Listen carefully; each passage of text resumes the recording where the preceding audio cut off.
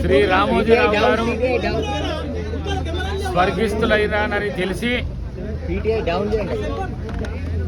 వారి పార్థిక దేహాన్ని సందర్శించడానికి నేను మరి రాష్ట్ర మంత్రివర్యులు శ్రీ పొన్నం ప్రభాకర్ గారు, శ్రీ ఎమ్మెల్సీ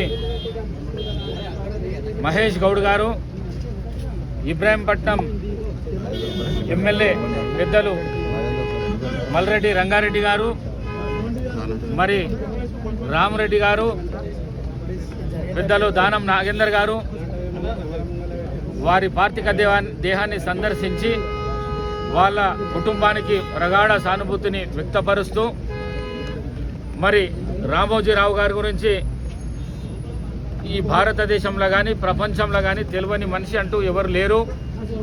ఎందుకంటే కష్టపడి కష్టపడి కష్టపడి ఇవాళ భారతదేశంలోనే కాకుండా ప్రపంచంలోనే ఒక వ్యాపారవేత్తగా, ఒక ఆర్థికవేత్తగా, ఒక సామాజికవేత్తగా చాలా పెద్ద దీని లోపల ఎదిగి మరి వారిని చూసి ఇవాళ యువతరం నేర్చుకునే విధంగా ఆయన ప్రయత్నం చేసిండు. కాబట్టి ఈ యువతరానికి నేను కూడా ఒకటే సూచన ఇస్తున్నా.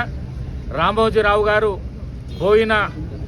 పోయినాక కూడా వారి ఆశయాలను వారి